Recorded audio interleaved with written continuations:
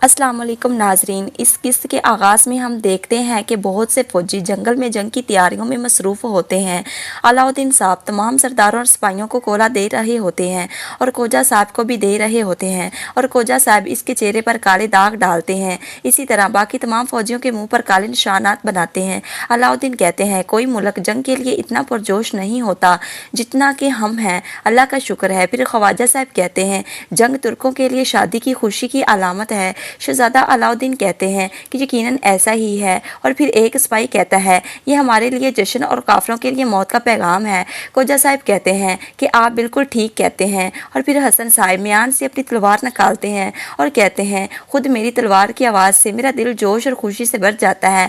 मैं अपनी तलवार से लड़ता हूँ। मैं इस तरह प्यार करता हूँ जैसे एक आदमी अपनी बीवी से मोहब्बत करता है।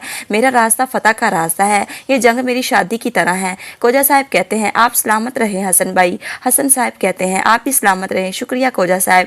और फिर इसी दौरान उस्मान साहब वहाँ पर आते हैं और अस्सलाम वालेकुम कहते हैं। फिर साहब कहते हैं वालेकुम सलाम। उस्मान साहब कहते हैं इंशाल्लाह हम इंशाल्लाह हुक्मरानी करेंगे, इंसाफ से मुज़य्यन करेंगे, हमारी जीत जारी रहेगी।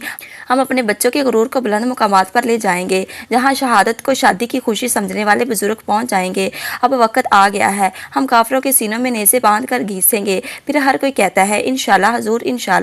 नाजरीन फिर इसके बाद हमको सबको दिखाया जाएगा बाज़ारों में सब ग्राहक अपनी दुकानों पर सामान बेच रहे होते हैं। एक ताजर गुलाम को तंग कर रहा होता है और इसी तरह बाकी तमाम ताजर भी अपना माल बेचने में मसरूफ़ होते हैं। एक ताजर लोगों को मुखातब करके कहता है ऐ मोहतरम रोमियो, रब के हकाम आप तक पहुँच चुके हैं। भाइयों खुश किस्मत मुझसे दूर हो जाओ। पूरी मार्केट में अफरा तफरी है, हर कोई ऊंची आवाज़ में अपना सामान बेच रहा होता है। इसी दौरान एक लड़की टोकरी उठाए आगे भाग रही होती है। इसी दौरान वो देहाती के तकफूर से टकरा जाती है। सिपाही लड़की को पकड़कर ऊपर उठाता है।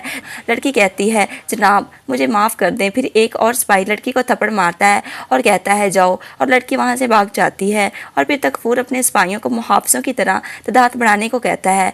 वो कला दियूस उस्मानी फ़ौज पर हमला करेंगे, लेकिन हमें होशियार रहना होगा और आगे बढ़ना होगा।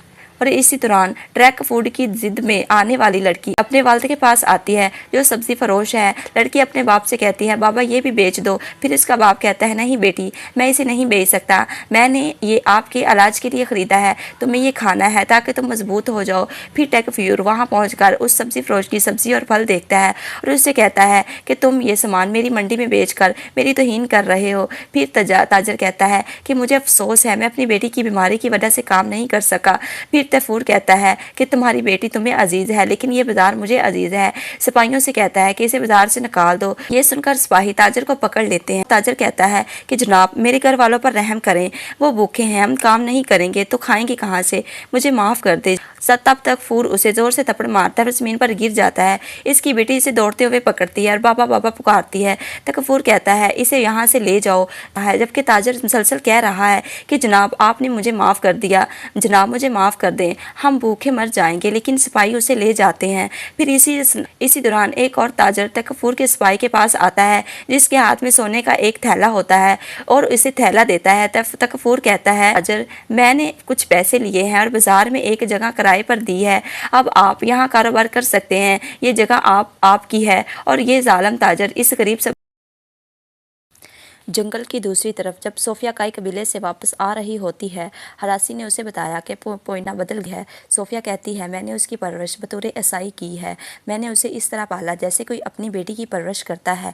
अरस्तु कहता है कि उसने तुम्हें छोड़कर अपने ख़ानदान का इंतखाब किया और वो जहन्नम में चली गई। सोफिया कहती है कलाडियूस आसमान के ख्वाबों को तबाह कर देगा, हम इस बात को यकीनी बनाएंगे कि उसे कबीले से कोई मदद ना मिले। बाला ने सामान और हथियारों से भरे रथ तैयार किए हैं। अरस्तु पूछता है कि क्या रथों के जाने का वक्त हो गया है। सोफिया का कहना है कि कलाडियूस के हमले के बाद वो मदद मांगेगी, हम कबीले के करीब ही रहेंगे, तैयार हो जाओ, हम इस काफिले पर हमला करके आगे बढ़ेंगे।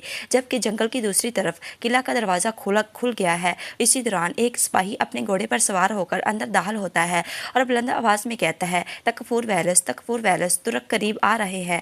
ये सुनकर तमाम लोग भागना शुरू कर देते हैं, जबकि तकफूर वैलस कहता है कि दरवाजे जल्दी से बंद कर दो, इससे पहले कि दरवाजे बंद हों उन पर तीर बरसने جانے لگتے ہیں۔ اگلے ہی لمحے عثمان صاحب اپنے سپاہیوں کے ساتھ اپنے گھوڑے دوڑاتے ہوئے قلعے میں داخل ہوتے ہیں اور کہتے ہیں کہ نماز پڑھنے کی جگہ ہیکل اور چرچ اس کو چھوڑ دو۔ پھر تکفور اپنے سپاہی سے کہتا ہے کہ جلدی کرو اور کلاڈیوس کو پیغام بھیجو۔ یہ سن کر سپاہی کھڑا ہو جاتا ہے اور اوپر سے دھواں اڑانے لگتا ہے اور عثمان صاحب اور سپاہیوں نے بس 3 سپاہیوں پر حملہ کیا اور ان پر حملہ کرتے ہیں جو ان کے سامنے آتے ہیں اور سب کو موت کا مزہ چکھاتے ہیں۔ اچانک حملے کی وجہ سے وہ سمجھ نہیں پا رہے ہوتے کہ وہ کیا کریں۔ جو اوپر چڑھ کے دھواں اڑا رہا ہوتا ہے، برہان اسے تیر مار کر نیچے گرا دیتا ہے اور اسے جہنم میں بھیج دیتا ہے۔ دوسری طرف کلاڈیوس اپنی فوج کے ساتھ عثمان صاحب کے پیچھے